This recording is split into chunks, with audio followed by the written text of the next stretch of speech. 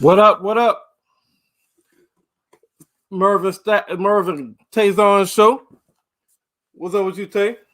Chilling, man. Chilling. Had a nice little staycation of a weekend. Um, Basically just chill, relax. Um, went out a couple times. Been chilling. What about you, man? You said you had a staycation. Or you got a hotel in the Yeah. same city. Mm-hmm. Okay. I'll try to make sure that our definition of staycation was the same. Yeah. I got some people coming out. Came out from Philly, too. So it was like kind of coincided with that. So that was cool. That was cool. Okay. Yeah. Yeah. So Yeah. I had a family weekend. Me and my daughter was chilling with some of my college friends. So it was that's what's up, man. That's what's up. yeah. So it was like all the It was like it was the dad's taking the kids to a festival. Um, That's good, man. so it was like Feather had like a bounce house and All right. free popcorn, free drinks. They had food trucks. They had a DJ. And they had different kind of games. I That know the kids is went, loving that. yeah, went back to my homeboy house. Um, his wife actually put the event together. Oh, Because that's what's up. she worked for the recreation department. Then after that, then we went and grab something to eat. So I Mm-hmm. had a good little family weekend. That's what's up. That's what's up. Yeah. How's your day, man? It was cool, man. Like I said, I took off the day. Um, Oh, you had a good been day chilling. then. Mm-hmm. I go back to work tomorrow. I had like 7 straight days off, so so like I said, yeah, tomorrow will be my first day back. So I'm just chilling. Okay. So shit, let's go ahead and jump in this shit. Mm-hmm. I'm gonna do the boom boom boom boom spotlight actress of the week. And here's yours. And this is look, for our viewers and listeners, my spotlight actor of the week is O'Shea Jackson Jr. People know his father, Ice Cube, but he has been he's been he's been putting a nice little thing about, like, he's putting a nice little foot, like, in the door in terms of his acting thing. What have you, right? Like I said, he originally started in the original NWA movie. Um, you know, Basically starting as his dad, and basically did a phenomenal job. He's in his new Apple. Trying to find his. I'm really trying to find his. There it goes, C. Jackson Jr. All right, he's also starring in this new Apple TV thing, which is basically Kevin Durant is executive producer of this too as well on Apple TV. It's called Swagger. It's inspired by Kevin Durant's youth basketball playing experience on the AAU circuit. It's shown exclusively on Apple TV. But he's also, like I said, this is his current current thing right now. He's also starring in a very good movie. He's also starring Godzilla, King of the Monsters, Long Shot, Den of Thieves. Now, Den of Thieves was I think that was a very underrated movie. Uh-huh. That's what also starred 50 Cent. It starred Gerald Butler. Quite a number of other movie characters, but that's a very good movie. But like I said, his first start was straight out of Compton, and he's starting to really get a whole lot of movies underneath his belt. Like I said, this is his first TV series that he's starring in. He's one of the main characters on the show, what have you. But like I said, he's basically carving a different lane out for himself, a little bit apart from his dad. His dad was a very good actor in his own right, but he's doing doing his own little thing underneath him, especially now him being in the star role of the TV series. I know something I don't think especially now. Like I said, it's a very good thing, especially on the streaming service Apple TV too. So like I said, I want to spotlight the young man, doing this thing. So look, I think he's also another up and coming actor that we might need to watch out for in the next couple of years too as well. Because he's been getting a lot of different like looks from he's got a lot of different looks from different like movies and TV series now. But like I said, this TV series is very important. Like I said, it's about about Kevin Durant's like his upbringing in the AAU circuit, and you see the highs and lows of that particular AAU circuit. But like I said, I want to give him a nice little shout out. Okay, this was up. My spotlight actor of the week is going Keanu Reeves. Mm-hmm. He's still relevant. He's still making movies, and I think his first movie, I think that kind of hit the big screen, that kind of give him a name was Speed. Now, that's the movie where he got caught on a bus, and the bus had to go had to stay above 70 miles an hour, or the bus would blow up. That was a really good movie, and his major breakout role, I think, as far as like financially and movie wise, like a big ass movie, was the Matrix. That would really catapult him into that kind of level of his own lane with the kind of movies that he does. And it's crazy that if I remember, Will Smith was offered that role first, and he turned it down, right? Yep. Yes. So Keanu Reeves should send a check to Will Smith every fucking year for Christmas. Man, I would love to see how that was gonna like play itself out had Will actually done it. That would have been something interesting. I can't unsee Keanu though. Yeah, Rhea, you're right though. I can't unsee him. I can't even see Will playing that role now. No, it'd have been interesting to see him do it, but I can't. You're right. Can't see anybody else playing that. I think because Will did have like similar roles, like roles that was kind of similar, and I think that's why they went after Will, because I think that's kind of like Independence Day, and stuff like that. So I understand why they went after him, but Keanu Reeves is still relevant because the movie series John Wick has a strong fan base. A lot of people still watch it, and they got another John Wick movie that's coming out.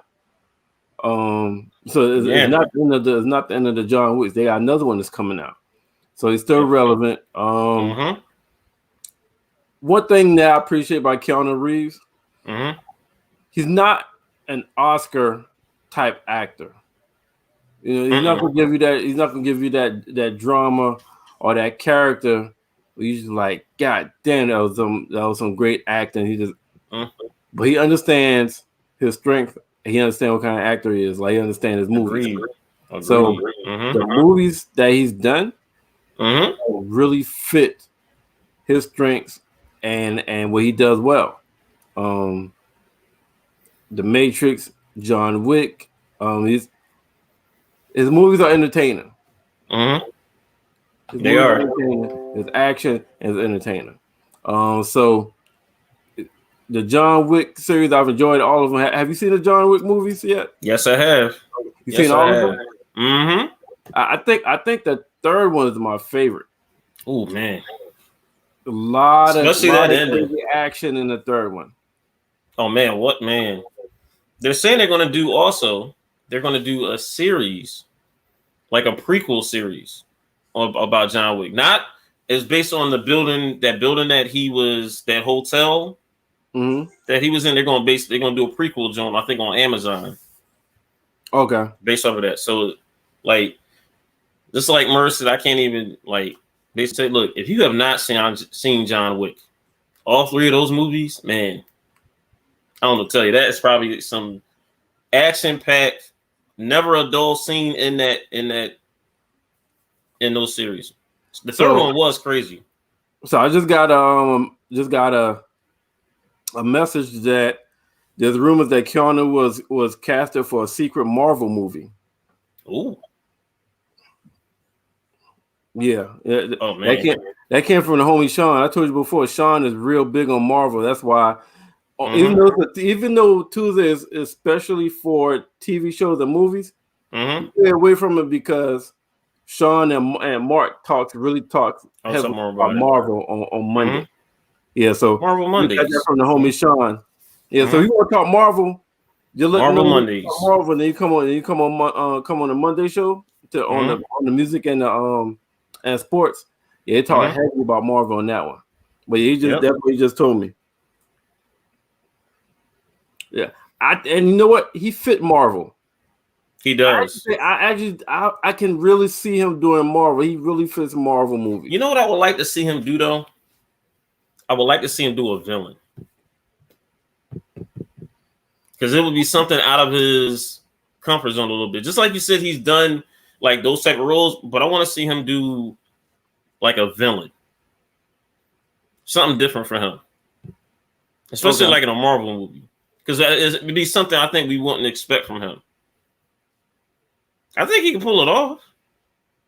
Yeah. But you know what? I think he can pull any role off though. But me personally, you mean any I want to see him be a villain. You mean any like action action? Role? Okay. Yeah. Marvel would definitely give him an extra boost. Oh man. I can really see him in a Marvel. So you know how I can see him playing? Like the character is dead, but I think he would have made a good Iron Man. Oh, he would have. He would have. I can see him as Iron Man. He would have. I can also, you know what I can see him doing too also? And this is like one of my favorite characters. I can see him doing like an older Ghost Rider. That was the one with Nicolas Cage. That was Nicolas Cage. Okay. Yeah. I can see him like doing an older, but I think Marvel wants to do a younger version of that, so they're not gonna give him that. But Iron Man, you're right, Merv. I think I can see him doing that. I can see him playing in any Nicolas Cage movie because to me, like Keanu Reeves come off kind of stiff, and Nicolas Cage to me come off kind of stiff. You know what I'm saying? So I could kind of see, in any Nicolas Cage movies, any Nicolas Cage action movies. I'm talking about action wise. Ooh, you know, it would be a good topic for a future show. What? Nicolas Cage versus Keanu Reeves in terms of action movies. That would be a nice little topic, not for a future show. We could do that as a top 5. Yeah, top 5. Yeah, top 5. No, not a main, not a main. Oh, okay. Top 5. Yeah. I can see that. All right, let's go move on to throwback movies.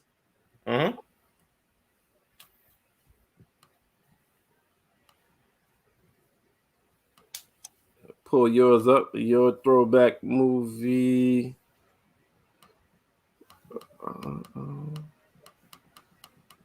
I know I added this shit.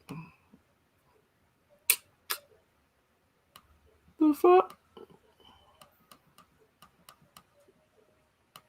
I know I added the damn. Because I had just watched this like a while ago. Well, not a while ago, like a couple weeks ago, and I was like, oh, it's a perfect little throwback. I cannot find it. So go ahead. So your throwback movie of the week is Fast 5. Yes, Fast 5. That's off the Fast and the Furious universe. Came out in 2011.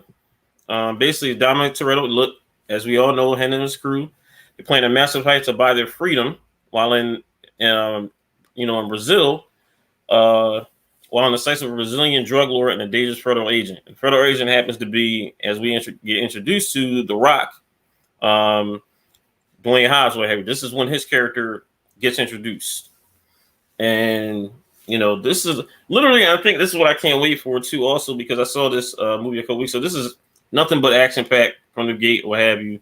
Like I said, the cast again is Vin Diesel, Paul Walker, Jordana Brewster, Tyrese, Ludacris. Oh man, Gail. Hold on. Also, wait, was this it too?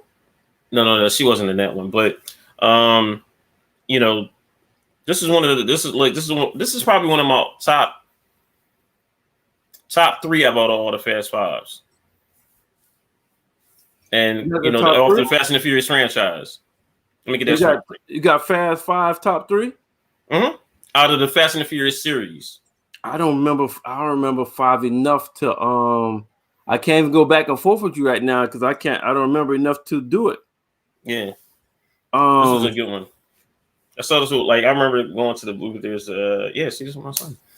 And I was like, oh, this is man. I really like this movie. Like I said, this is the start of introducing The Rock towards the Fast and Furious franchise as well too. Because as we saw later on, he gets his own spinoff with Hobbs and Shaw. And also the reason why I bring this up too is because Vin Diesel earlier this last week and basically sent a note on social media basically wanting The Rock to come back to the Fast and Furious to finish off the franchise. Because him and Rock were kind of feuding a little bit. And but he's saying, look, it's one underneath the bridge. He said even his own daughters call him Uncle Rock. Okay. So it's like, he like, all right, look, let's water underneath the bridge now. Let's get this money. Let's finish off this Fast and the Furious saga right. Remember, the next one is the last one. The next Fast and Furious one is the last one, and he wants like everybody back for that. What's your favorite Fast 5? I mean, favorite Fast and Furious movie? I still say the first one. The first one? Mm-hmm. Mine is the I think it's the second one. No, what did you say just now? The first one. No, I was talking about mine. I think mine is the So you said yours is the second one. Yours is the second part of that one.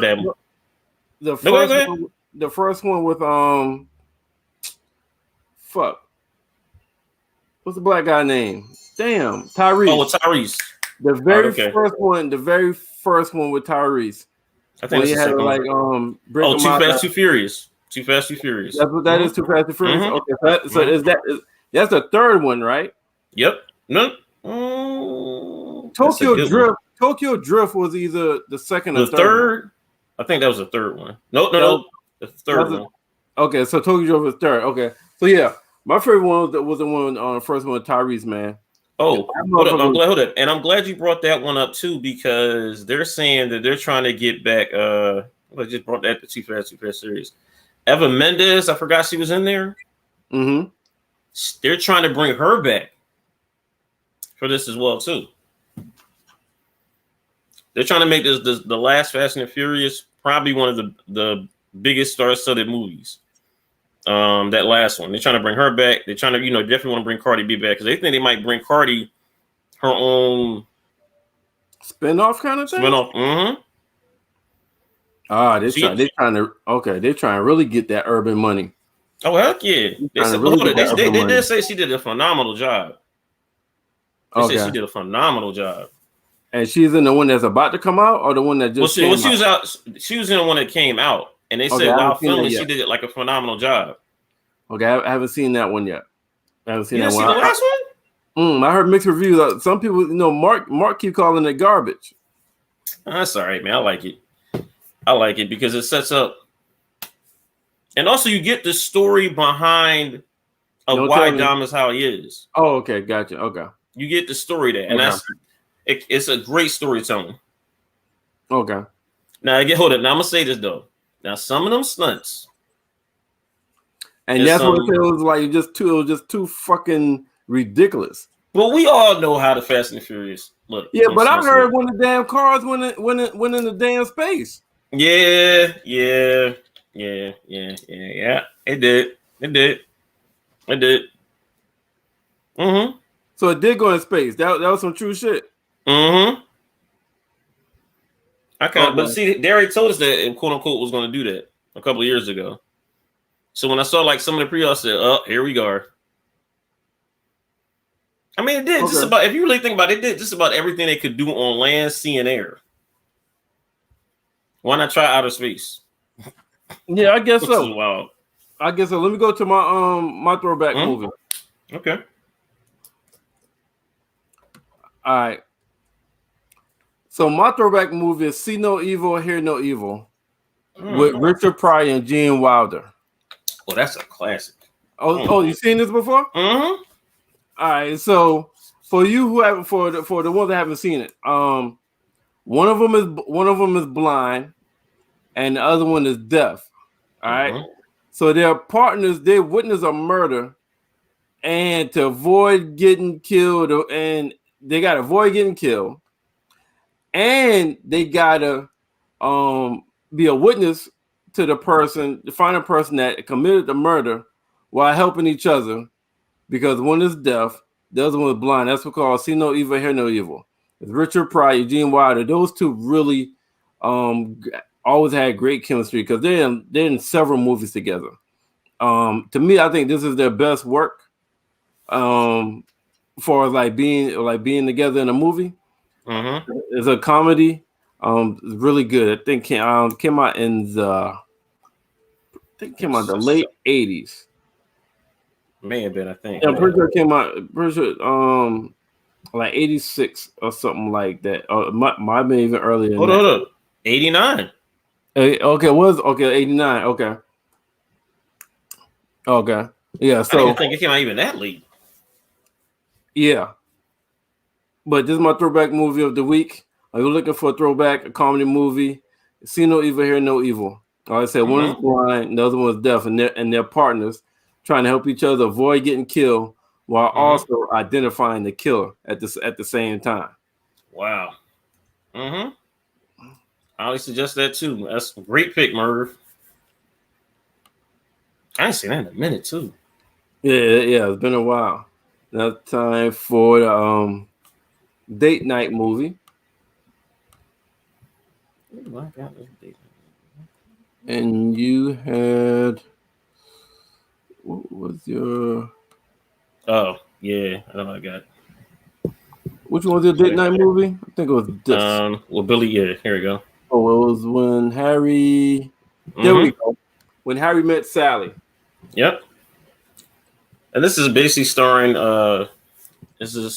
Billy Crystal and Meg Ryan. Let me go see where it's streaming on right now. You can see it on Showtime. If you have the Showtime, if you have Showtime on your local cable provider or on the Showtime app, you can watch it as well. Basically, it's really like, basically two people who've been friends for a long time, what have you, but they fear sex will ruin the friendship, and we'll see like the negatives and positives of that particular situation. It's a cute romantic movie, date night movie. It's over. Let me go see the runtime is an hour and 35 minutes. But it's, like I said, it came out in 1989. Oh, that same year as See No Evil, Hear No Evil too as well. And it's like I said, it's a Christmassy type thing as well too. But like I said, this is a very, very good like date night movie. You'll see like I said, they're very, very good friends, and you see like the positive negatives in terms of like trying to the line, and then also seeing that maybe things can happen. Things can happen. You'll see like the pros and cons of that. And like I said, it's a very, very good movie. Actually, for the first time, I actually saw this for the first time a couple months ago. Okay. And I was like, yo, this is a very, very good movie. For the first time a couple months ago? Damn. Yep. Ain't that wild? And I was like, yo, this is a very, very good movie. And I was late. I was late to the party with this movie. And I think I was like I was just doing a rabbit hole of like different movies. And I was like, oh, I've never seen this movie. And I saw this, like I said, it's comedy, drama, romance, but this is a very good date night movie. If you have not seen this, when Harry Met Sally, like I said, Billy Crystal, Meg Ryan, Carrie Fisher was in this movie as well. Like those are the three main, people that, that we would know and have you. Like I said, this is a very, very good date night movie. Highly recommend. Like I said, it's with friends in terms of like the barrier in terms of if the friends should make this romantic or a sexual type of relationship, and you'll see the pros and cons of that. And like I said, look, I think, like I said, I'm not going to give it up, but like you said, we all know what these type of movies can be, what the end result of it. So y'all check it out. It's a very, very good movie. Like I said, showing only on Showtime. Okay. Very, very good movie. Like I said, I had my. No, go ahead. Like I said, it's a very, very good movie, and I think I took a long time to watch it because I was just like, nah. I just kept dismissing it. I was like, nah, this ain't gonna be whatever. And then all of a sudden, I just watched it. I said, oh, very, very good movie. I've seen it, but it's been a long ass time since I've seen it. Haven't seen it in a while. It's not one of the movies that it's one movie that I watched one time, but it's not a movie that I'll go back and cut it. Like even if I see it on like TNT USA, I wouldn't sit down and watch it. All right, okay, all right. Yeah. But yeah, I have seen it. So my date night movie, is Cocktails. Ooh, I have not seen this.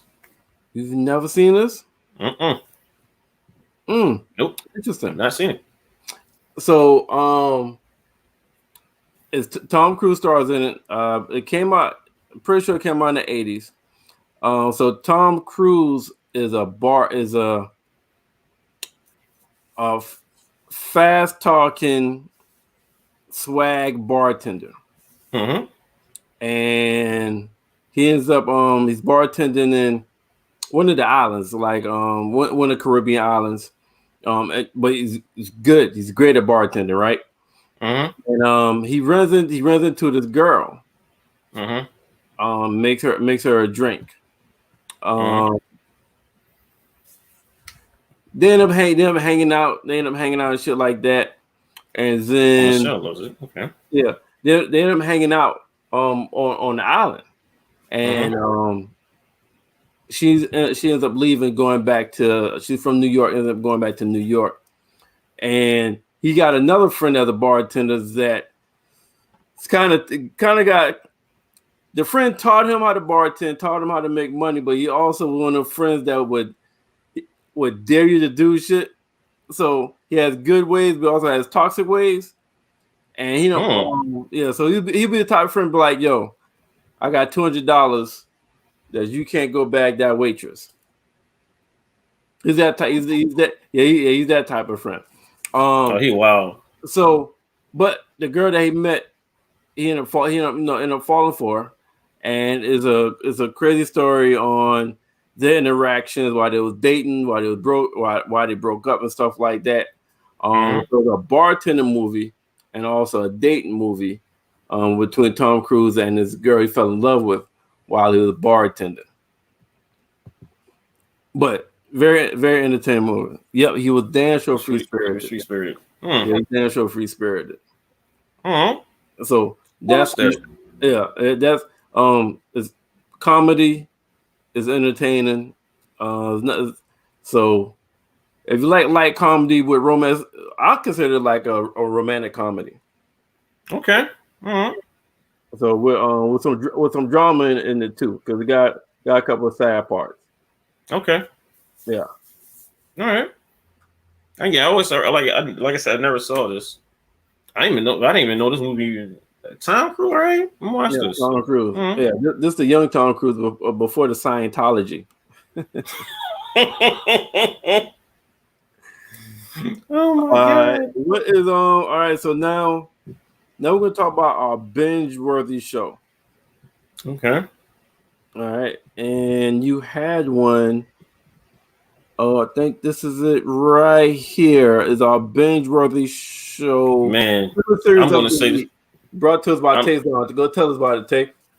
Mayor of Kingstown. This series just premiered on the Paramount movie, Paramount Plus. It's basically about this crew. Well, not this crew. This family who owns these prisons or jails within a 10-mile radius of one another. A series of jails we have. They're in the jail. They're in the basically the jail producing business, right? Okay. All right. So basically, like they have like a quote unquote patriarch of the family, the older brother. Now, the older brother we've all seen. He's been in a lot of different programming. Kyle Chandler, he's been in Friday Night Lights. He's been in a lot of different other like series. What have you? You've seen him in a lot of different things. Godzilla versus Kong, a lot of them. But the main star of this, as we've seen in the middle part of it, is Jeremy Renner. If I'm right, this is one of his major TV roles. He's like the middle brother of it, and then the woman behind him, the lady behind her is the mama of the boys. Her name is Diana West. She's an Academy Award, I think, winner too as well. And this might be Paramount Plus's Sopranos. This might be it. This might be that. This might be it. They're probably, like I said, and this is a lot going on. Like I said, they're getting their hands dirty. A lot of stuff happened, and the first two episodes of this series dropped on Sunday. This show, they might got like we talked about Yellowstone before. I know Marcus talked about that show. That show is very, very good. Paramount Plus is starting to really beef up their TV shows against with Netflix, HBO Max, and Hulu. But Paramount Plus, this show along with it, they might have found their Sopranos with this. They may have found it. This show, especially the first, like I said, the first episode is something special. The first episode is going to draw you in. And like I said, Jeremy Renner, he's like, for him to play like in a role like this, like I said, he's been doing a Marvel thing for a minute. This is a very serious acting role for him, a very dramatic type of a role. You're going to see a lot of crookedness in this. There are no heroes. Okay? No heroes in this. And like I said, the first two episodes dropped on this past Sunday. This looks like no heroes. What you mean there's no heroes in this? It's a lot of shady people in this. And I mean, there's no person you can be like, oh, they look well by the looks of the first two episodes. Let me get that straight. By the first two episodes, there's not nobody can be like, oh, there's the good person. No.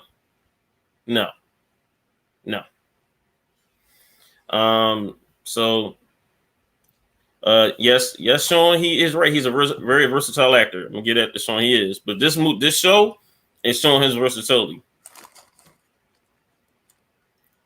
And this is highly recommended because it's the McCluskey family. Okay. In Kingstown, Michigan, where the business of incarceration is the only thriving industry. So that's how they're getting their money. And the thing is, the title of mayor of Kingstown, they're not the mayor of the city. They run it. Oh, I'm about to say, how the hell? Hold on. I'm about to say, you about to confuse me now. Yeah, they're not the mayor. They run the city. Okay.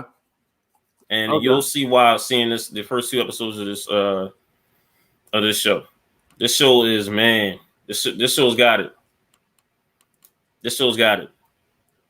Like I said, Paramount Plus. If you have it, watch the first two episodes. You're gonna see what I'm talking about. Jeremy Renner, he might, but you know what? There's a couple other people in here too as well. I'm gonna let y'all, okay, sit in there, but you might see a couple Emmy nominations for this series. All right. So everybody that was Soprano fan, it's been suggested that this might be the Sopranos for Paramount, and Paramount is a TV stream for a TV stream. That's what Paramount is, almost like Netflix and HBO Max. They got a Paramount, so download Paramount and check out Merv Kingstown. Yeah. Taison said it's going to be Paramount. This might be it. Look. Yellowstone, hold up. I'm gonna say this again. Yellowstone is very, very good. If you have never seen this show, highly recommend if anyone, or listeners or viewers, see that. But Mayor of Kingstown 2, this is something. This is something. All right, so let's go to. All right, so a movie that's coming out. King Richard comes out November 19th. That's in 3 days.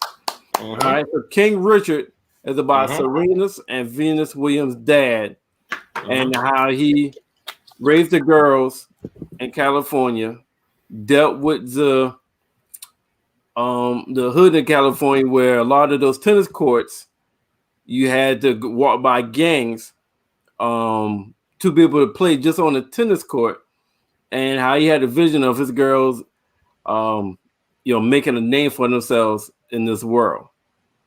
Will Smith is playing their dad, and so far I've heard nothing but great ratings, great reviews on this movie and on Will Smith playing the dad.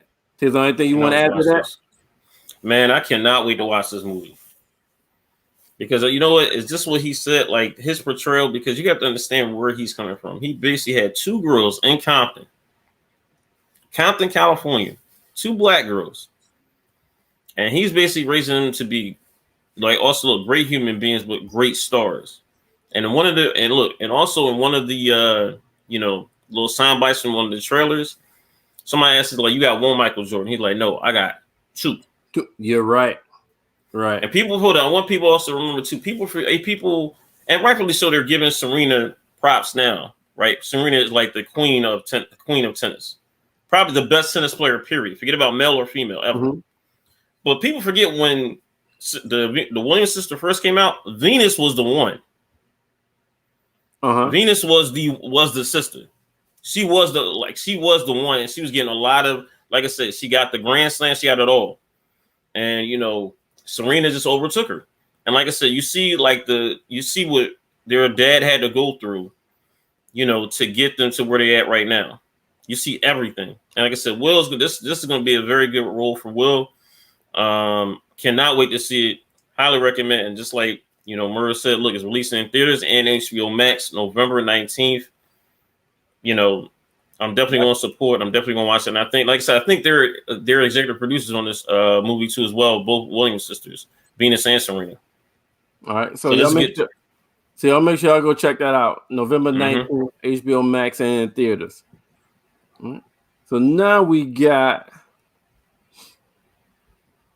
So we also added going forward. We're gonna give y'all the top 10 Netflix movies or TV shows that's being watched for that week.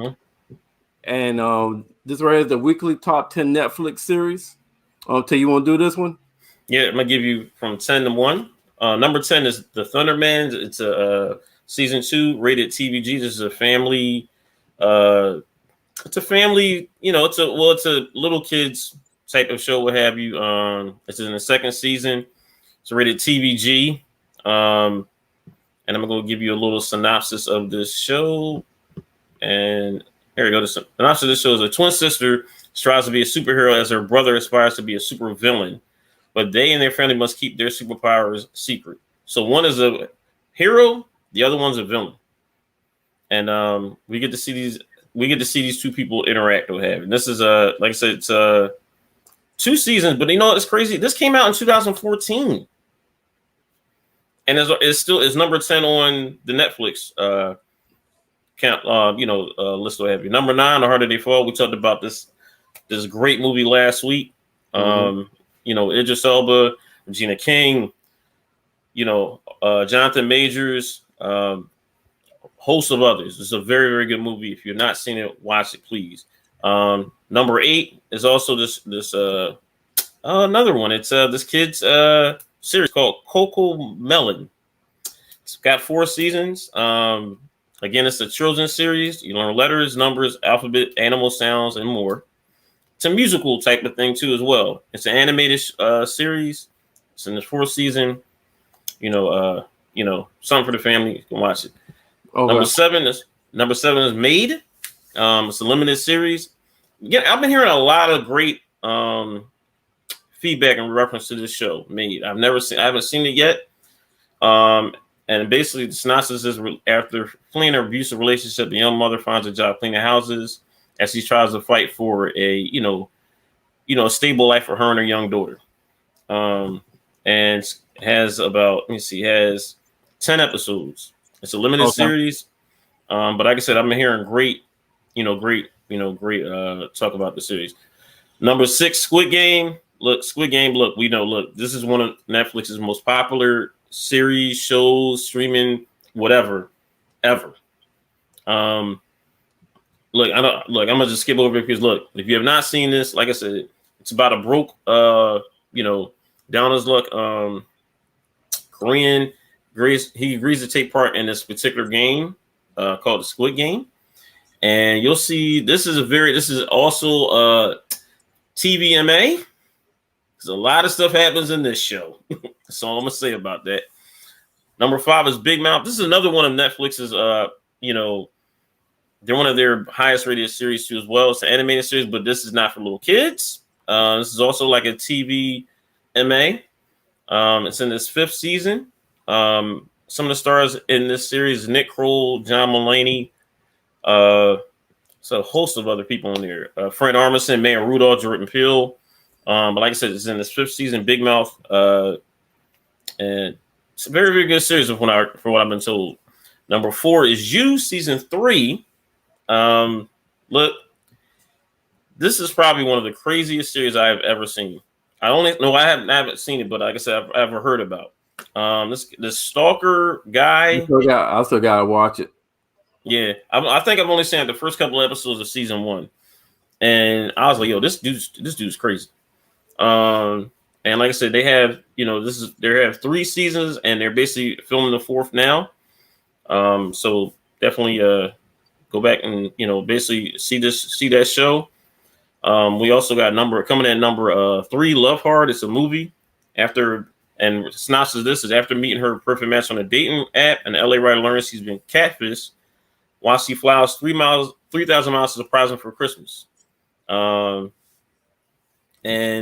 this is like it's a nice little romantic. Looks like it's a nice little romantic comedy. Romantic comedy date night movie. So, you know what? I might watch this, and I'll give you a review on it. And number 2, Narcos Mexico. Look, for our viewers, our listeners out there has not seen all of the Narcos series or seasons. Look, highly recommend. I have got to see this latest latest season. I think this is the last one too as well for Narcos Mexico. This is the prequel. I think everybody remember this too. This is the prequel to the original Narcos series that came out previously too. Remember that all these Narcos Mexicos is the prequel before the actual Narcos series, what have you. Okay. So this is like taking place like in the 80s. Like the 80s, late 90s, or something like that. This is before the Pablo, Escobar type situation came about. And number 1 coming in is Red Notice. Now, this is something a little bit different from a movie. And you'll see, I saw this movie this past weekend. It's about an FBI profiler, starred, as the Rock. He's pursuing the world's most wanted art thief, portrayed by Ryan Reynolds. And they become reluctant partners because someone set them up by the name of the Bishop. And by the Bishop is being portrayed by Gail Gadot. I hope I'm saying her last name right. You may know her as starring as Wonder Woman, and she's also starred in the Fast and Furious movies, as well. That's where she got her start. Remember that. So it's a very entertaining. It's a funny, action-packed movie. A very twist ending. A very, very twist ending. Okay. That you will not see coming. All right, so Taison, that's our weekly top 10 Netflix series. So Taison just give you a synopsis of all of the top 10 on Netflix series for this current week, and we're going to give you an update each week. So number 1 is Red Notice, 2 is Narcos, 3 is Love Hard, 4 is You, 5 is Big Mouth, 6 is Squid Game, 7 Made, 8 Cocomelon. Number 9 is Hard Day Fall. Number 10 is The Thundermans. This is a comparable list. Okay, Sean. See, Sean said this is a comparable list. All right, yeah. Comparable list of what we talk compared to what? I think he's talking about Netflix. I guess maybe. Yeah, I guess in terms of like the weekly stuff. Comparable as far as what, Sean?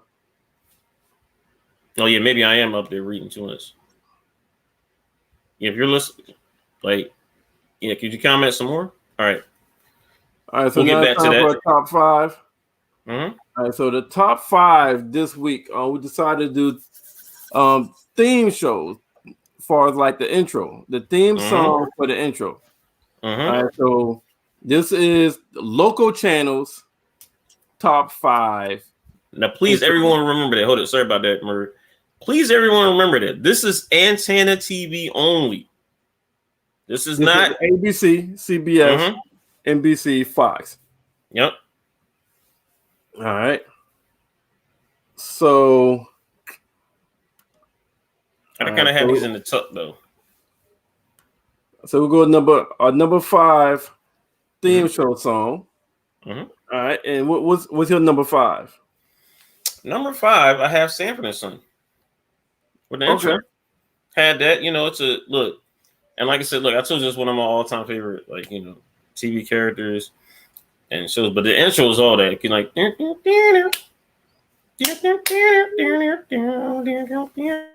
I always like that intro, and you see him driving around the garbage truck and just all that. Just the intro. I'll always remember that. That's like it always, because I always get anytime I hear that song being played out, I always remember that. And I remember some rapper did they used a little bit of a sample of that beat, and that made me always think about Sanford and Son too as well. But that's always one of my top intros for a TV show. Okay. What about you, Merv?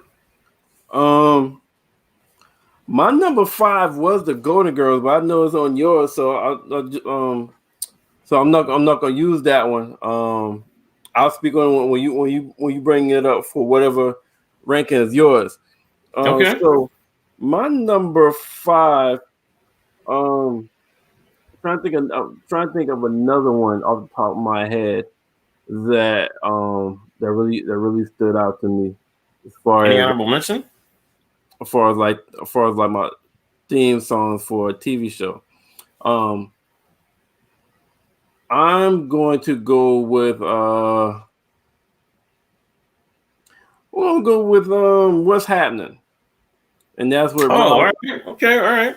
That's with Raj, Rerun, Big Mama, and D. So for my number 5, I'm gonna say What's Happening. That was a very distinguished sound. That I could play in my head right now. All right. So, what's your number 4 theme song for a TV intro? All right. I know some people will probably say this might be low, but this is my list, and my list is going to look. This is a Freshman to Bel Air.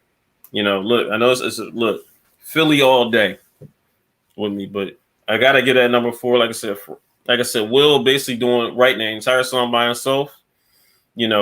That thing is just being played everywhere. Hearing seeing the different sites of my city being shown there too, and that during the intro, and his crazy part about it, using the same mom that he used in the actual video. In the little intro, he used that same mom, and parents just don't understand. I don't know if people don't understand it, but it's the same lady that he used. He was like, "You living with your auntie and uncle, living with your auntie and uncle in Bel Air." That same lady, it's the same lady from the Parents Just Don't Understand video. It's the same lady, and I was like, "Oh, you incorporate the same lady." I'm like, and also, like I said, just look, that song is just come on. That's Freshman to Bel Air. And you got number 4. You got a number 4. All right. My number 3 is come on. The other 3, look. Yeah, I don't know how the hell you got that. I don't know how the hell you got that shit that low. My number 4 is Sanford and Son. Yeah, my number 4 is Sanford and Son, and I got number 4. Sanford and Son is one of my favorite. It's one of my favorite TV shows, and I know the theme song intro. But it don't have any words. Yeah, you just it don't have any words. But that's why that's my number. That's my number 4. But the sound is classic. The song is classic. It is. What's your? It is. So what the hell is your number 3? Number 3 I have is Law and Order. because that show has been on so long. You hear that, you do the theme song, you hear that thing. First thing every time I hear, I'm like, the Law and Order. Like I always like that order because it's like I'm like, it's a Law and Order. Like you're right, like, and also like whenever Law and Order, like especially for me now, a little bit now, whenever that comes on now, because my son, he's a huge Law and Order fan. I wasn't really like that at all. And like I said, now I'm starting to watch a little bit more. I'm looking like, I like this little song right here. Law and Order. I do. I know it's a weird thing. I know. It's weird. Your top five TV show intros is okay. I'm just going off of like, just getting me like watching them. I'm like, here go Law and Order coming on with that beat and everything. Okay. Hold up. It's just like you said with Sanford and Son. No words, just a complete little like instruments and everything. That's all it is. Just instruments. No no words, none of that. Okay. All right. Well, what's your number 3? Well, look, no, that's not a good one, though. Not to me. All right. Okay. I mean, it's yours though. But my number, it's me. Yeah. Mm-hmm. My number 3 is. You should know this is going to be one of in the top 5 because every time we talk about a TV show moment, this TV show has been in like just about every one of our TV show talk, and it's a different world. Yeah, it's a different world. You know what we're talking about? It's a different world. Hold up. You know what I'm surprised though? Where you coming from? What? I'm surprised it's not higher. Oh nah. True. I can see that. But especially from you, hold up. Especially from you. From me, because I thought this would be higher. Yeah. So I thought this would be number 3. Yeah. But the top 2. Yeah, the top 2. I feel like everybody and their mama knows the top 2. Well, my top 2. All right. Okay. It's damn near universal. It's just you can play just a part of it anywhere, and they're gonna know the whole show you're talking about. You ain't gotta play the whole thing, you just play a piece and they're gonna know what it is. All right, okay. All right. Let's see what your number 2 is. You've been a little different with your shit. What's your number 2 TV show theme song? Number 2, look, In Living Color. The Heavy D version. Like you got In Living Color. You can do like that, what you wanna do. In Living Color. Okay. Like that thing has always been like every time I know, I'm like, oh man, you about to see In Living Color about to come on. You hear Heavy D doing the intro, and then all of a sudden you see the different, like, you Jim Carrey and all the like the different, like, the visuals. Yeah, but when you're talking about visuals, you trying to move the goalpost. We're just talking about the song. But the song, I love Heavy D. I love Heavy D doing that. The In Living Color. I was like, man, especially like this. I think this is the first time I'm actually hearing a black artist, if I'm mistaken, like do instead of like, a black artist doing a TV song, and and also a black artist that I know, like I can release. I'm like, oh, that's Heavy D doing the song. I'm like, oh, all right, and always like the In Living Color theme song. I always love that. What came out first, In Living Color or Fresh Prince? Because you told me this is the first time you heard. I thought Fresh Prince would come out before In Living Color. Let's go find out. Hold up. Be sure Fresh Prince and Will Smith is a black hip hop person. All right, hold up. We'll see. Let's go see. Now, if I'm right, hold up. Then I got it wrong. Then, when did that come out? That came out. I'm about to. Damn, at least come out. Yeah, that came out around the same time. No, that came out. What year? That came out 1990. Both of them came out 1990. Okay. All right, I'll let you have that one. So you know what? I ain't gonna ask you to look up the month, but we just leave it 1990. We leave it 1990. All right, that's your number 2. I have them both in my top 5 though. All right, cool. That's your number 2. My number 2 is Fresh Prince. Like, how the fuck is how the fuck is Fresh Prince your number 4? Oh, Like, did you thought it was gonna be number one? Hold up. Did you think I was gonna be my number 1? I didn't think it'd be number 1. All right. I at least thought it'd be number 2. At least thought it'd be top 2. You from Philly, 1. Oh yeah, no doubt. And I'm not going. And no biasness is actually is a dope ass intro to a TV show. And his other thing about it, DJs played this fucking intro at parties. It's played in clubs. They did. They did. Played in bars. They did. They played at parties. They did. How the fuck you got it number 4?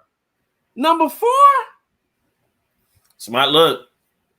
I gave Will the number 4. I don't know how you got number 4, man. And you from Philly. Born and raised. And Southwest all day. It would have been my number 1, but the reason why I can't put it number 1 because they had an unfair advantage. Because they had a rapper rapping and writing the intro. Yeah. That right there, I can't put them at my number 1 because they kind of got unfair. It got a little. Because he wrote his own. Yeah. And he's a rapper. That's what the fuck he does. He's a rapper. Mm-hmm. That's all he do. Yeah. So it should be fucking good. It should. But that's why he in my top 5 though. So I can't put him in number 1. He should be at least number 2 in yours. What the hell are you talking about? But I got Living Color though. Okay, but all right, cool. They should be number 3 then. You got Law and Order over Fresh Prince. I ain't trying to change your mind. I just want to just let you know you got Law and Order over the Fresh Prince. I'm just saying. All right. I like the Law and Order, John. Okay. I ain't gonna lie. But I had to put that in the top. I had to put Fresh Prince in the top 5. Well, shit, I hope so.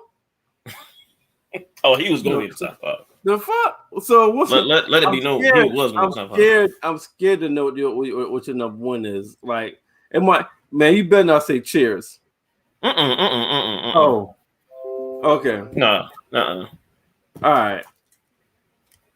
That'd have been like top 25, 30, something like that. That would have been like, and that's but look, my number 1, look, it's gotta be Golden Girls. I mean, come on.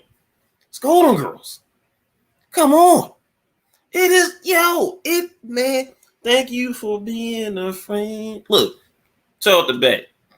That is still one of my top classic TV shows of all time is Golden Girls. You got damn Golden Girls as your goddamn number 1? Yes, I do. Yes, the hell I do. Why? Because I love the song. I love the song. Call it what you want. Call it what you want. Call it what you want. Like, I knew you had Golden Girls. I didn't know it was number 1. Number 1? Mm-hmm. Dude. Oh my God. Man, who's watching this shit? Sean, you still watching this? We're doing the top 5 local channel intros. Mm-hmm. The TV shows. Local, ABC, NBC, CBS, Fox. Mm-hmm. You got Golden Girls number 1, and you got Law and Order number 2? No, 3. No, and Living Color number 2. Mm-hmm. But you got Law and Order number 3 over Fresh Prince. Hold up. Now, if I would have put Fresh Prince number 2 and then Golden Girls number 1, you would have no problem with this list. You had no problem. I would still have a fucking problem. You got Golden Girls, and listen, I fuck with Golden Girls. Like, I have sentimental value. I have a sentimental value with Golden Girls because check it. My when I left my high school sweetheart, you know how you got your senior book and you wrote that shit.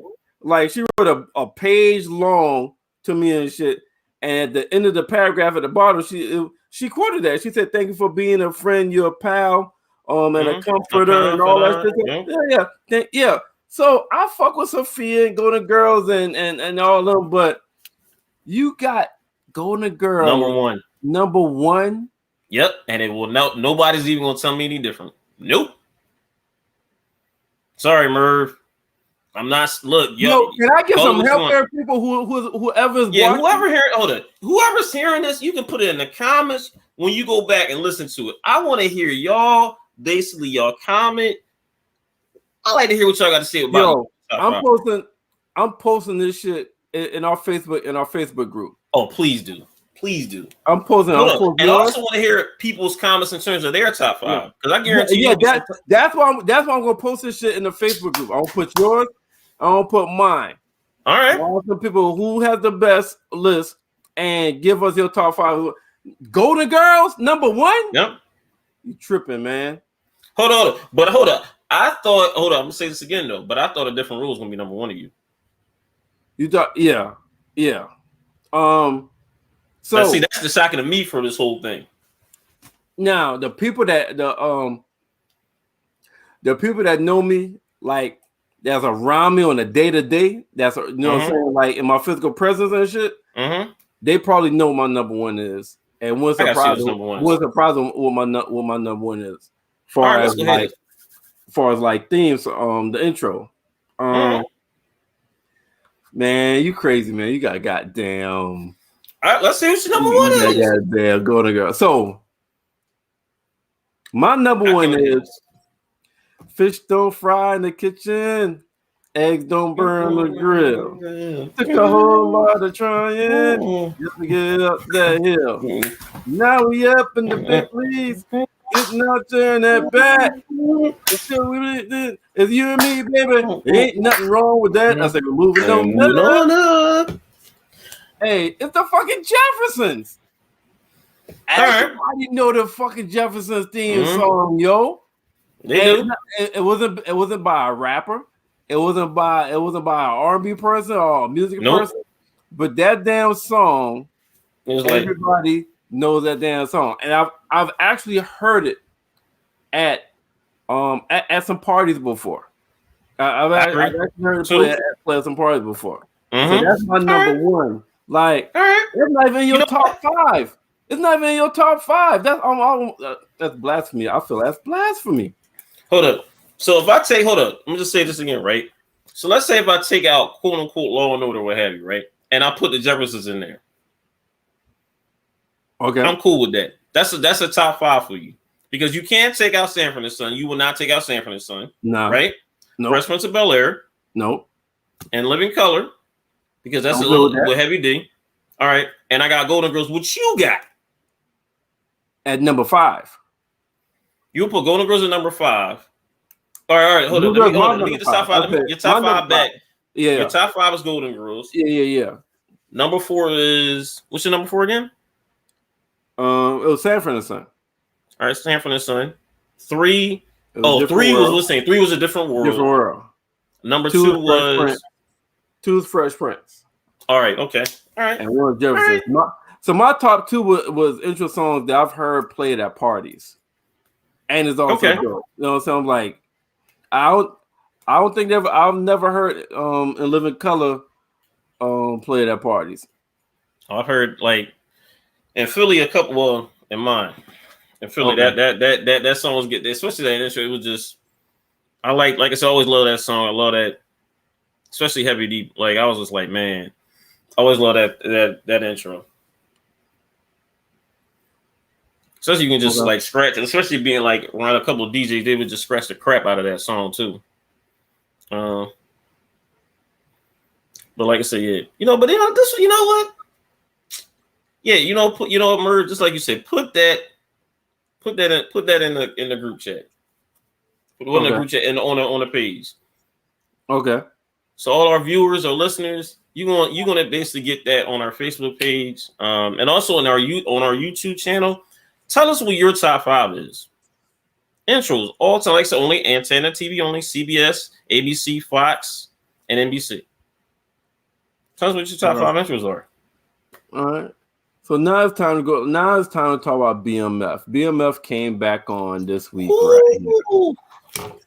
And this episode of BMF was cold. It was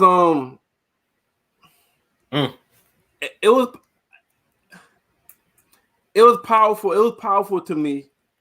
Not in the sense as far as like no physical power, like it was a lot of guns or anything like that, but like the conversations between people on here was real strong. The church scene was powerful, yo. At the funeral scene with the two moms was powerful. Yeah. So let's go ahead and get into it. So did you recognize who that was right there? Yes, I did. White Boy Rick basically being played by the rapper Eminem. Okay. And that was wild because he said earlier that's White Boy Rick. And I was like, oh, they really put him in. Yeah. Okay. And I was like, wow. 50 Cent made a part just to put this motherfucker in it. And I appreciate that, huh? I said, that's why I said you got to give it up to 50. 50, I know he's a lot of things, but that he basically, M is his dude. M is his guy. The reason why 50 is 50. That's what I'm saying. And M, he be like, look, whenever I can get M in something, I'm getting him in. And also too, 50 directed this episode. Oh, he did? Mm-hmm. Okay. And he did a great job too. Yeah, 50 definitely looks out for his people. So this scene, this nigga right here, man. Yo, this dude. Oh yeah. So this for people that's listening. This is we're showing a picture of Lamar as he sits at the table. He cuts out this picture and lights his picture on fire while he's eating cereal. Does anybody know? Does anybody know what the fuck that picture is? That's what I was trying to figure out. I do not know what that picture was. I couldn't figure that shit out. And is he in the same crib as where he stabbed the guy at? His bull? You know? I think so. Like what? I mean, he don't have no other place. He don't have anywhere else to go. Yeah, that's true. So it gotta be the crib. Yeah. That was wild. Yeah. So what you were thinking when you saw this scene? You burned a picture up. If you had to guess, what do you think? What do you think that was a picture of? If you had to guess, if I'm thinking the burning of the picture is like he's letting something go, and he's at the guy, or either he had the picture on. I'm thinking maybe a picture of like, I don't know, like him and the guy or something, or him and the what? You know, I can't say him and the girl, so that because that's we'll see that later on. I don't see. That's the thing. I don't know what the picture was. Yeah, I know. Like, I'm asking if you had to guess. Oh, if I had to guess, the only thing I think about right now, because what do you think the picture of? It's got to be something like maybe of him and the guy when they were younger. What guy? Like what? The guy he stabbed. The boy that he stabbed. Forgot the guy's name. Oh, Slim. Yeah, Slim. It could be a picture of them guys when they were younger, and all of a sudden it's just like, look, we know more now. I'm actually thinking it's a picture of him and Monique. But like, why would he go? Why would he go a couple scenes later to there though? Because he had no other place to go. They shot him up at that place. Oh, you know what? Yeah, you know what? Yeah, there you go. I totally forgot when he came out what happened. Yeah. Mm-hmm. Remember that same scene where he started packing? He had he was going to war. He was packing to go to war. Yeah, and they caught him coming out the crib. Yep. And they looked his ass up. Yes, they did. They said they knew he got him. He's like, yeah, we got him leaking.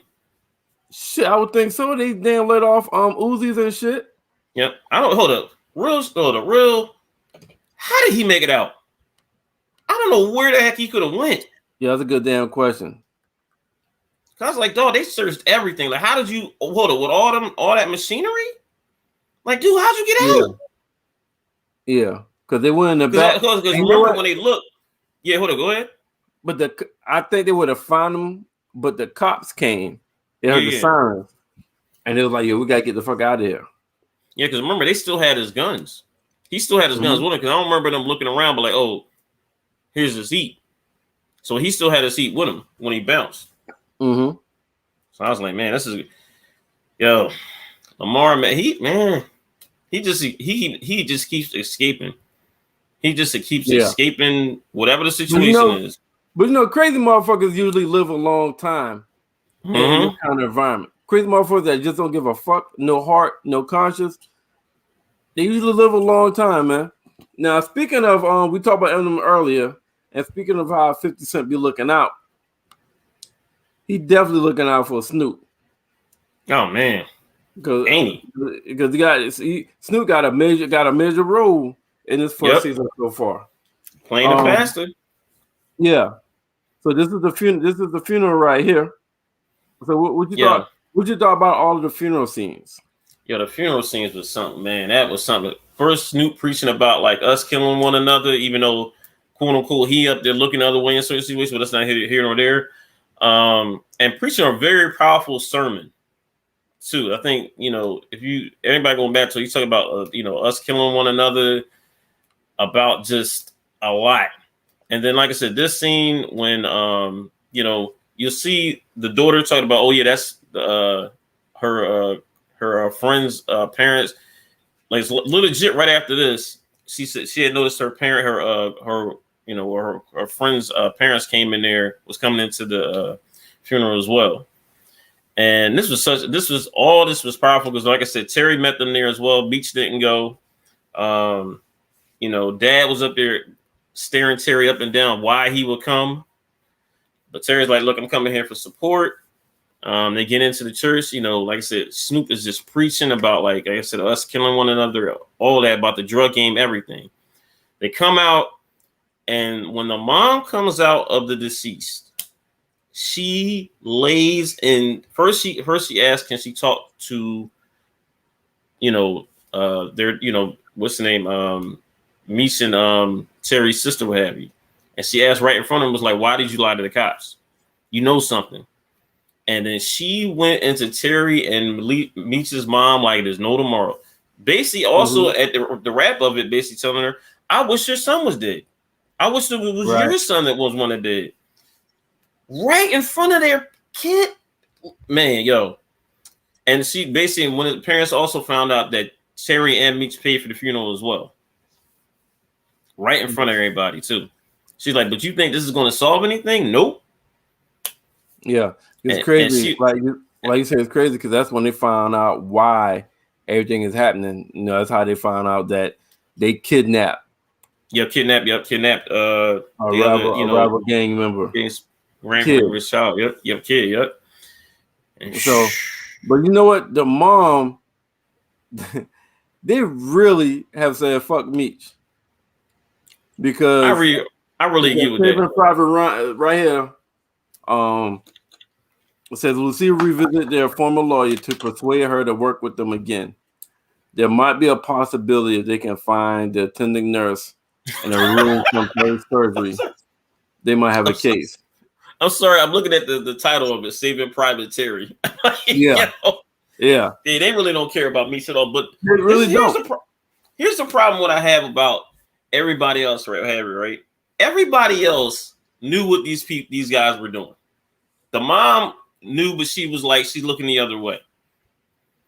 And especially when we get to Terry's girl and later on, when we get to that situation. And it's like, no one wants to sit there and basically say, oh, you know what? I had a hand in this. I looked the other way. No one wants to say that. But then a little bit towards, like, we'll get to that later too. But it's, man, they really just said, fuck Meech or whatever. And the thing is like, in hindsight, all the situation is Terry and Meech's fault. This is not just Meech's fault. I think we have to really understand this, so have you, right? This is not we understand it. This is the mama. This is the mama, though. The mama has the mom and the dad. They've been throughout. Threw Meech out the way, yeah. It feels like Meech is a lost cause. Yep. But they could not accept Terry being a part of it, so they turned the cheek for Terry. And and here's the wild part though with that right here, right? Terry is probably the more like devious guy out of all of them. Like Meech don't want to do but too much. Remember, Terry wanted to be like, let's kill the dude, and Meech was like, wait, what? Remember, he wanted to kill. No, man, that's what Meech. That's what Terry said he wanted. He wanted to kill Lamar. But I disagree with you when you say that Terry is the most devious one out of the two. Terry got conscience, and Terry got much more of a heart than Meech. Meech don't be giving a fuck. Only thing is, Meech is more strategic. More strategic with certain shit. He like to try to think it out first. But to real, they complement one another because one situation Meech has a better plan than another situation Terry have a better plan. But Meech is the one that's heartless. Terry, the mom then got to him. When the thing happened with his sister, it got to him. Meech was like, he hugged his goddamn sister and was like, yo, you know what to do. Remember when the cops came, we need to talk to your sister? Yeah. He hugged his sister talking about, yo, you know what to do. And she did it. And then Meech told Terry, like, shit, T, what she tells. And Terry was like, our sister almost got snatched. Yep. And that's what you think about? Yeah. Yeah. And you see, Terry went to the funeral. Yeah. You can't go no goddamn where. Trying to figure out how they goddamn game playing the street shit. Hold on. You know we also never got an answer to, and this is what, episode 8, right? Mm-hmm. We still don't know who shot Terry. And you're not going to know. That's going to be a mystery for a while, in my opinion. You know what? And hold up. You know what's real? That's what I want. Oh, yeah. Like season 3. And that's what I would want. I wouldn't want that right now. Nope. I agree with that wholeheartedly. We also see Meech telling about, he said, oh, you want this to fit? Remember, he also told Terry too, Terry was like, oh, this would be a 50-50 joint. He's like, all right, well, look, you better tell your connect. Since you wanted this to be a 50-50 thing. He's like, Meech, what do we do? Yep, right here. Exactly. He was like, yo, he said, what's up? I'm like, he said, that's you. That is you, Terry. That's your connect, nigga. That's your connect, my dude. Go handle that shit. Yeah, go handle it. He wanted Meech to do it. He like, no, 50-50, dude, remember? Yeah, you go handle that. That's what I said. And you know what? This is what I also like about this series too as well. Like, they really act like brothers. Like, you see it like little stuff here and there. They just be getting on each other's nerves, like big time. He like, man, fuck you, Meech. And they just be acting like brother. But like I said, this was important because even the connect was like, nah, I'm not giving you an extension. Basically, was like, I'm not giving you an extension. You gave me your word. She said, I value your commitment. Yep. To meet the deadline, I'm not giving you an extension. So I gotta leave. I got some work to do, and so do you. Yep. And this is how he knew. Like, look, this you wanted to connect, you got to connect. All right. So, this right here. So, we talked about how Meech told B Mickey he had a location on Lamar, and the lieutenant was gung ho. However, Meech made him end his relationship with Kato, stating the rules are the rules. Now, when he brought it up, he was like, come on, man. He was about to deny it, and Meech was like, yo, T saw the jacket at your place. So, no need to lie, nigga. And then he was like, yo, but she's special. He was like, all right, I get that. So rules are rules. You know. I was like, damn. Meech put up, but as we saw later on, it's something you brought up. I was gonna say that. Hold up. I'm not gonna hold you, Merv. I'm not gonna hold you. Listen. When I heard it first, when I got to that scene, I thought about you, Merv. I was like, yo, the power of the PUSSY. SSY. You ain't lying. It's crazy, man. especially that last part. That shit crazy. Like it's like I was like, dude, you had her dead the rights. Oh, did the rights. Shit.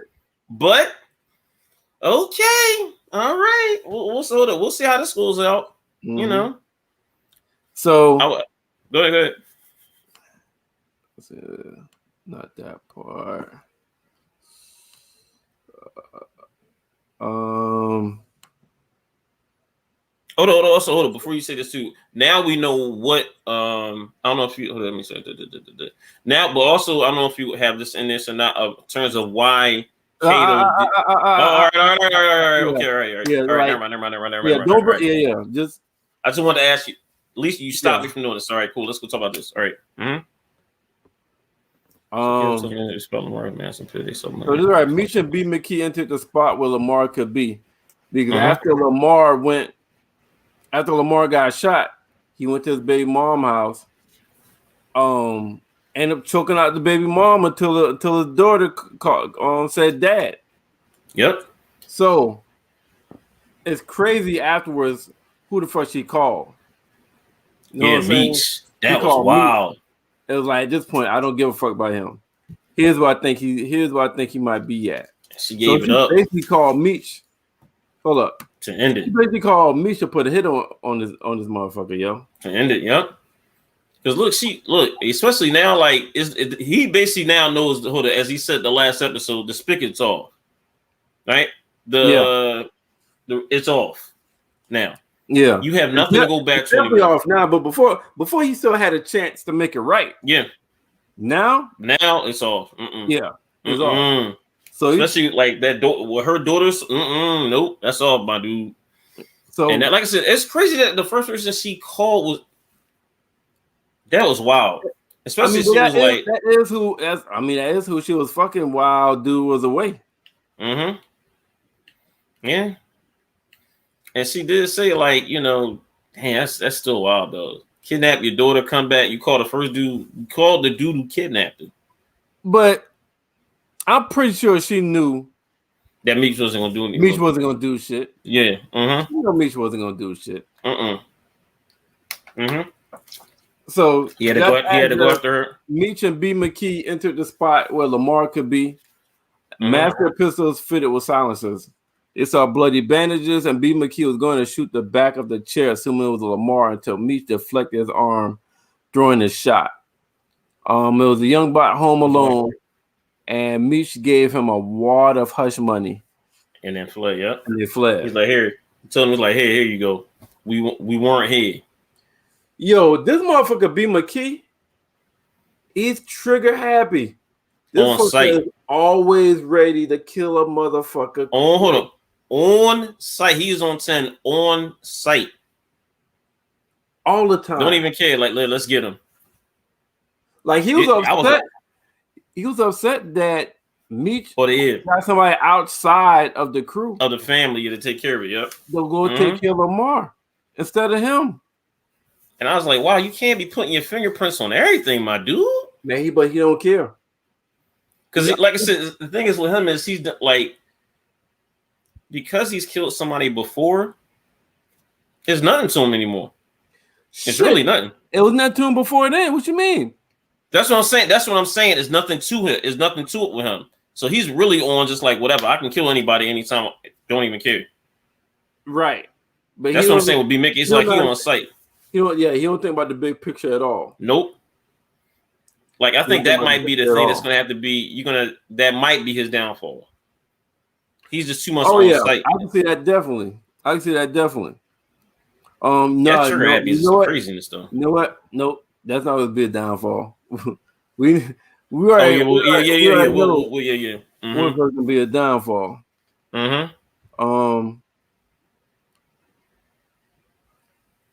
This scene right here. Oh man, yo, what the cops were trying to do in this scene, man, was something. And you also saw the cop outside of it, as you see the little silhouette right there of the other cop he was trying to get into that particular room, and he couldn't get into it. Yeah, I think they did that on purpose so that he couldn't hear when they was investigating the sister with the parents in the room. Yep. And that the sister that didn't fold. Not at all. She's like, no, I haven't seen him before. Nope. And she's like, you sure? She's like, now look, we could charge you. And she was like, and hold on, what's crazy? I thought the sister was gonna say something right until the mom was like, all right, let's time to go. And I was like, oh. But she was not giving up Meech and Terry. She was not. I don't know what the cops think they were gonna do, but they said they had a witness there. I'd love to see who the witness was. Who said they were like doing? I would love to see who the witness was. But they're just as like I think that was a lie. Oh, I think they were trying to just coerce her into doing it.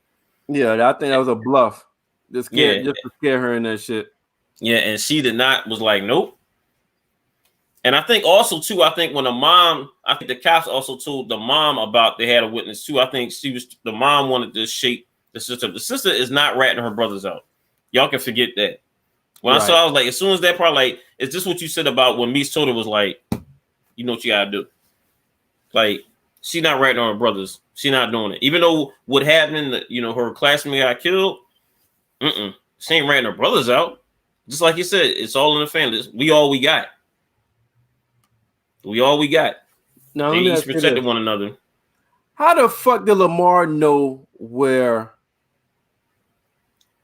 B-Mickey stay at? See, hold up. I thought it was a dream sequence and something like, oh, this is really happening. Right. I was like, oh, wait, how did that do? But hold up. You know what? I was surprised at how he got to the church last episode. Okay, you know what? He's damn sure have been doing some detective pop-ups. Work.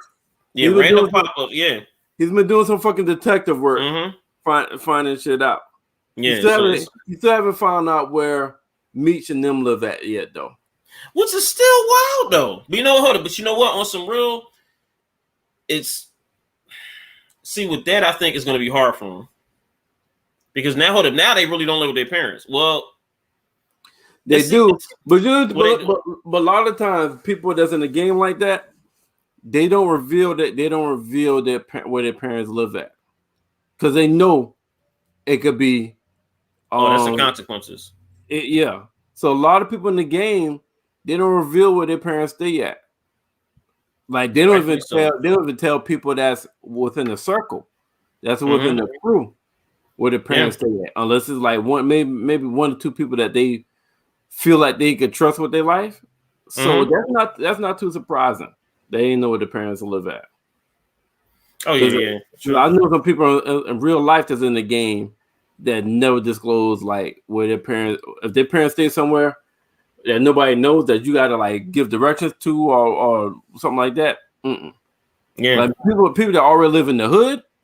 Yeah. Oh yeah. But people that don't. But you're not giving it with the parents. You're not doing that. Even somebody part of your circle or part of your crew. No. So I don't see that. But like you was about to say earlier, we finally found out what the hole is that Lamar has over Kato. Yep. And that was something. And it makes sense though. Like her dad and him was almost seemed like they was partners. Yeah. Partners in crime. Dad died, got killed. Daughter got in trouble, and you take a body for your partner daughter that died and go away. Yep. Yo, when I come out, I'm asking you to do every favor I ask of you too. So I thought he was just being a bully. No. We saw that for you. Yeah. Did the bid. Yep, did the bid. Nothing. Yeah. So you owe me. Yep. And now I see why like that stranglehold was like, now we see why he was like on her and the gun to it, like everything. I was like, oh, so now this is the reason. Yeah. But remember when we talked about it, I was like, I don't think that Lamar planted her there. I think she just happened to be fucking with them. And when Lamar got out, found out that she was a part of the crew.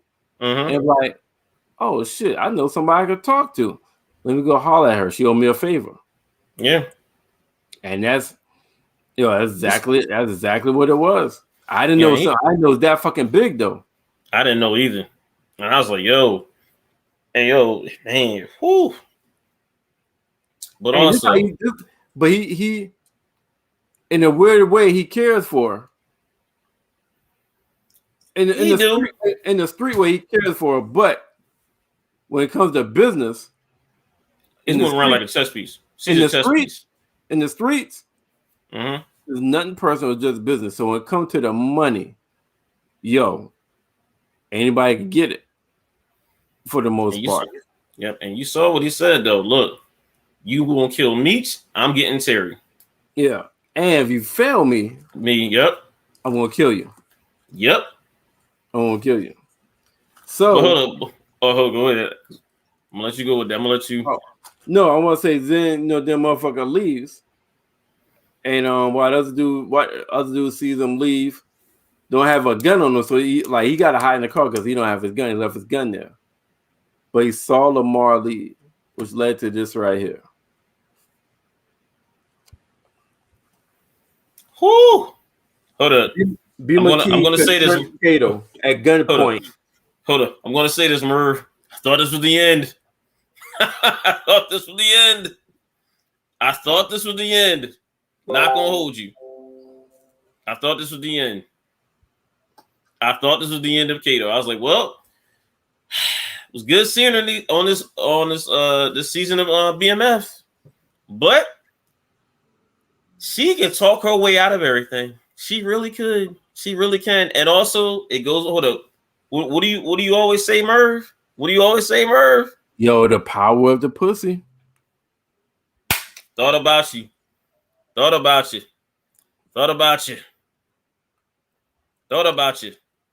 Yo, she hit him with Lamar is framing. Oh no, Lamar is exploiting me. I want my favor. He took a body. He's making me work for him. I owe him, but I love you. And yes, at first I was playing you, but not anymore. I love you. You my family. You love me too. And she just walked up, grabbed a gun, lowered his hand. Yep. And he know. First of all, he's supposed to end it. That's one. So not only is he not going to end it, he's also going to keep this big ass secret from Meech after he just realized why the food truck got hit, the stash house got hit. Yep. Everything's making sense, and he's still not going to tell Meech. And he's got more loyalty to her over Meech right now because she has something that Meech don't have, which is a PUSSY. God damn.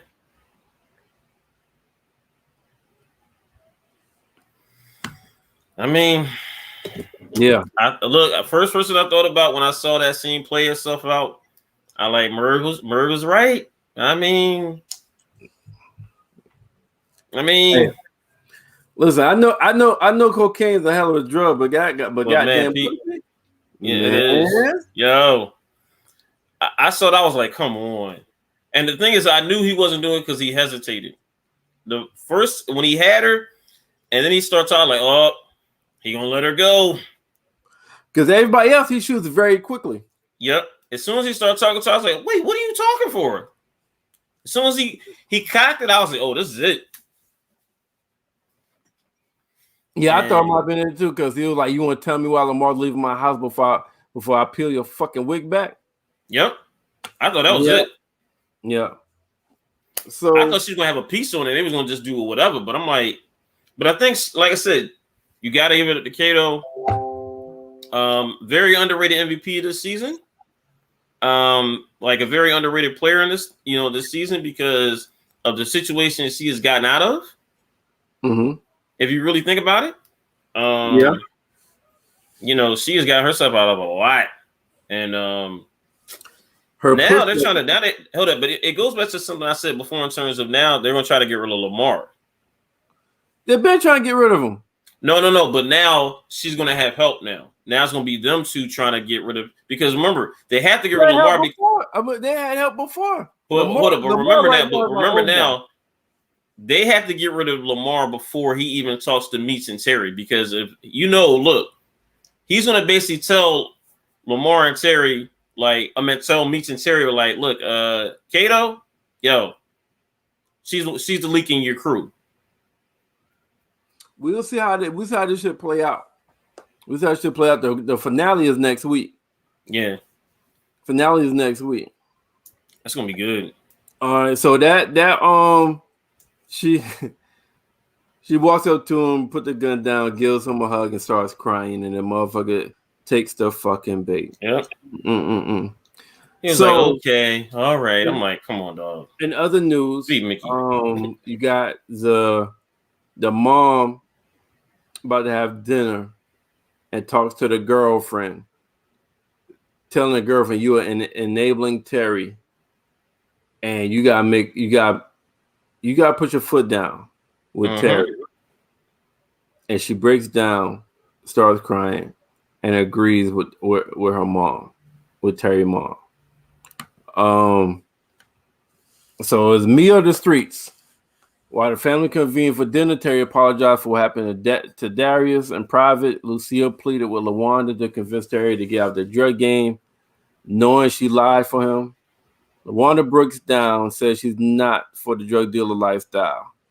Lucille might have a voice to speak to her golden child. Later that night, LaWanda confronts Terry with exiting the game, choosing either her and their son or Meech in the streets. All right. Before I get to this, right? And I'm glad you said something about the dinner, but I want to go play that, like, this other thing back in terms of the wife. Well, Terry and Meech's mom talking to a lawyer, right? It's going to be a very interesting conversation, what have you, right? When the father finds out about that. Find out about what? That now the lawyer is back with now the lawyer is back, back with the family now. Remember the last thing he said to her? He wasn't feeling the lawyer. He was just saying, it's Snoop's niece. Mm-hmm. I just want you to keep that in mind. I think that's going to come back a little bit.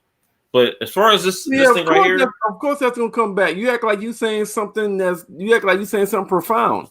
Oh no, it's not not profound. But I think this because he don't like her. He already said you lost us money, so yeah, and he already don't like Snoop. So it's definitely going to come up. Yeah, this is going to be something because I still think it goes back, even though Terry has said all this or what have you. Terry, I think, is what Terry's his true side is what he said a couple episodes ago. In terms of how he loves the money. He loves the style. Now, hold up. Now he might have his peaks and valleys in terms of how it got to this point. Now look, I know he saw the little boy get killed. That's bad. I'm not even gonna sit here and hold you to see his sister almost get killed. That will change the perspective on a lot. That really will. Mm-hmm. But the thing is now is like, all right, Meech, you do this, right? Let's say you do this. You go back. And now you basically, all right, now you're going to have to get a job, right? And I'm not falling for what I'm about. Like, the thing is, you're going to have to get a job. And the thing is, I don't know if he's going to get used to be doing the punch on the clock how he saw his dad did, right? Or because remember, he went back and says, I don't want to be doing that. I don't want to be going through that same struggle my mom and dad had to go through. Mm-hmm. And remember, he's and the thing is like now, let's say if he comes up there and says, I'm going to stop the game. They're going to probably have to move in with their mom and dad or a little bit, what have you, for a few, what have you, right? And remember, Terry's 16? He can't stop the game. And that's what I'm saying. He can't stop the game. He stopped the game. He's probably going to fuck around and get killed. Yep. That lady looks like she does not fucking play. And that's what I was saying. I was like, and also that too. That's a big thing. Mm-hmm. That's why he's like, I got too much fucking money tied up and shit. Yep. Like they don't understand. You just can't fucking walk away in the middle of shit. Especially when you owe people. Mm-hmm. So yeah, I agree with that. I'm interested to see how next episode is for the season 1 finale. You got any predictions? Lamar is done. So Lamar dies next week? But no, you know what? No. He doesn't die. I think somebody shoots him. The thing is, who shoots him? I think also we're going to see what the cop is talking about, because I think now the cop saw his partner get killed. He's not putting up with Meech's shit anymore. And he's also got to clear his name with the supervisor as well too, because remember, she thinks he's dirty as hell. So now he got to really clear his name now. He's really got to clear his name now. So I don't see that. I don't see him being a like Meech said, I got shit on you too. So do you think it goes to what's the guy name? Their mentor. Does he try to bring in he will have to go through Pat. That's the only way. He cannot go through the legal way or through the law way. He would have to be on some street shit. If you're gonna try to get that Meech. Mm-hmm. And everything will be like right. Remember, Pat asked him to be a partner. Oh yeah. Earlier. But so hold us as we see is street situations change. Drop of a dime, and man, this is gonna be something. And you know, what if they find a nurse this episode, and the nurse says, "Well, look, yeah, remember in terms of what you just talked about in terms of they find a nurse, and now she she basically says the same thing, like, look, the doctor fucked up." And she can sit there and say, well, look, now they got to wait for Terry to get out. Does Terry take that way? I mean, well, you already know Terry don't take that way. Oh, I know. So I want to see. I want to see how this writing goes for next week. I'm interested to see how this writing goes, how they put it all together for next week for the finale. What is your predictions? It's a lot.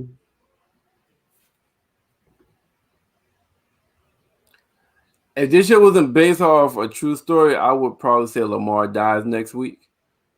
But based off a true story, so I can't predict any big time death of any of the main characters. But